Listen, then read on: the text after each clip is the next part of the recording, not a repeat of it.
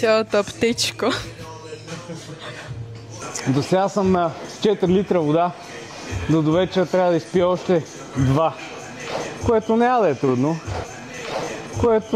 е трудно. Здравейте хора! Сега ще ви покажем тренировката ми за гръб, какво включва, колко упражнения, колко серии, но преди това задължително едно загряващо с 10 на минути на пътека да започне да циркулира кръвта в тялото и след което правим тренировка силова и евентуално кардио, тъй като вече сме направили кардиото сутринта, но може и да вкараме ни 15-20 минути накрая.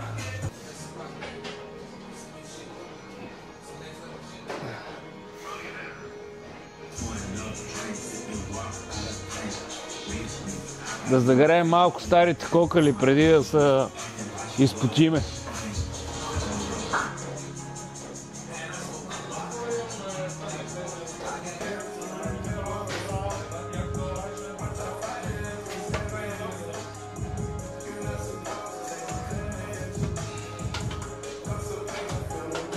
Ще направим 3 серии.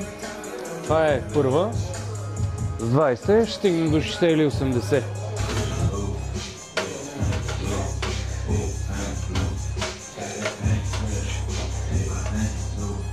Тук имаме още една серия. Общо ще направим 6 или 7 упражнения. Зависи от това колко сила имам, тъй като вчера и предстоящите дни, които следват, ще бъда на 0. И да, ще видим какво ще стане.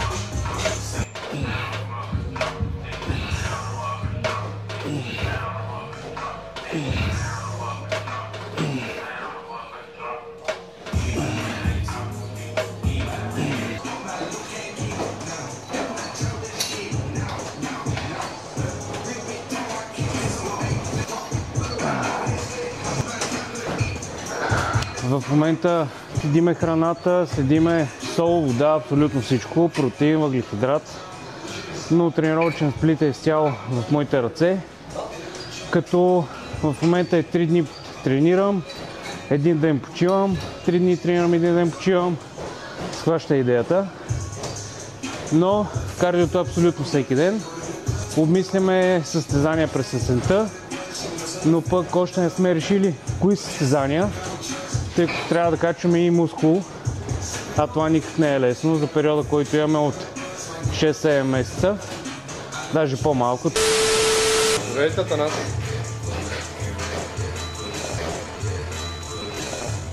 Това тениска, откъде си я взел? А? Мой проект. Твой проект ли? Няма как. Уау!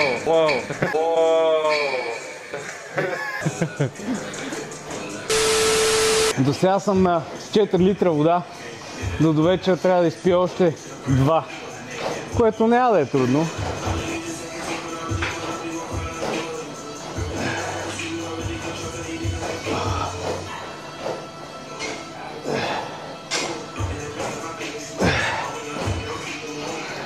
Финито. Ще кажеш ли защо пиеш по 6 литра вода? Решение на треньора. Както казах и преди малко, тренировъчен режим. В момента той го оставя в моите ръце, но хранителният си е в неговите изцяло. И всяко едно нещо се следи. Така че преспокойно мога да кажа, че съм в някакъв мини преп. А кой ти е треньора? Стоян Николов. По принцип с него сме много добри и близки приятели от години насам. И декември месец решихме да направим един проект, двамата, като аз го потърсих, исках неговата помощ и в последствие решихме и да се състезавам през април месец. Вече състезанието мина.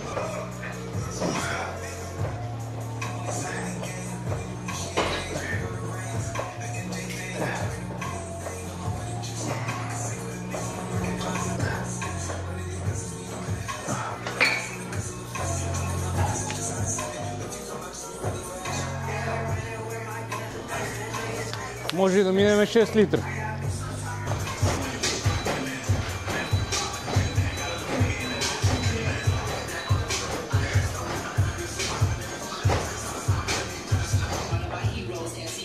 Това ми е едно от любимите упражнения и любими машини, тъй като аз винаги съм предпочитал свободна тежест, обаче това тук много добре уде. Поздрави на Ели и Тишо, че са взели толкова хубави машини.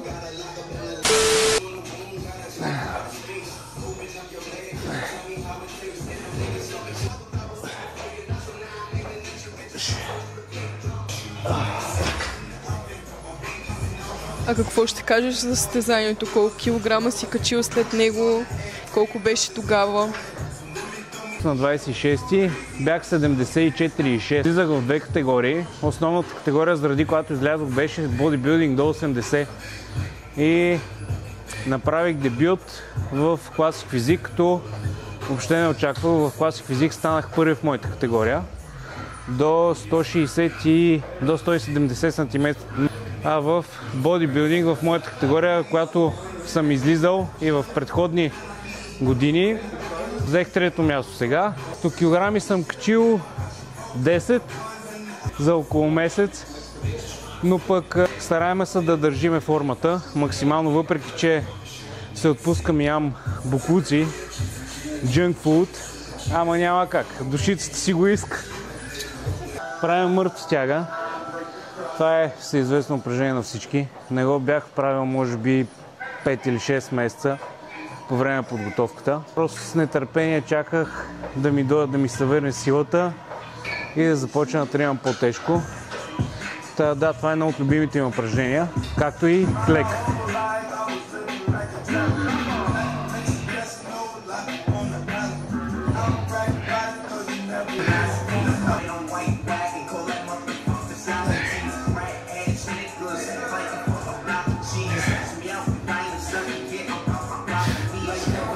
Това беше четвъртото упражнение.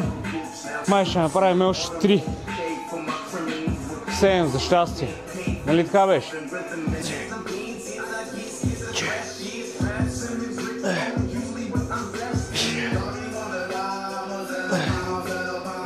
Имаме сила, така че качим още килограми. Това е пето упражнение. Имаме още 2. 7 ще направим. Окончателно решение.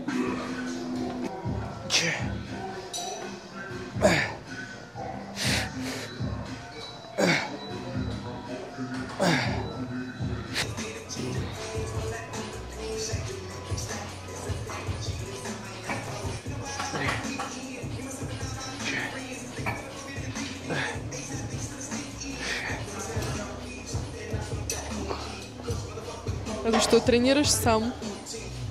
Защото няма човек, който да е толкова отдавен и да е толкова сериозен към тренировки.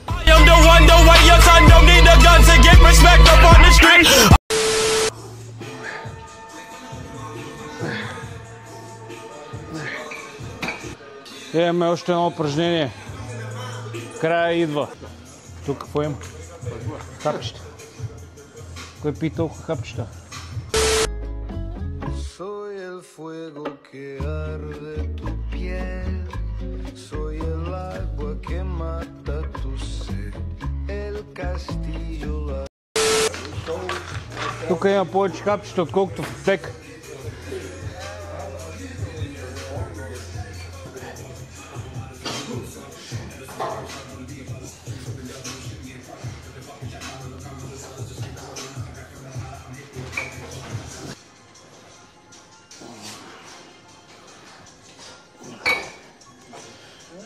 Финито.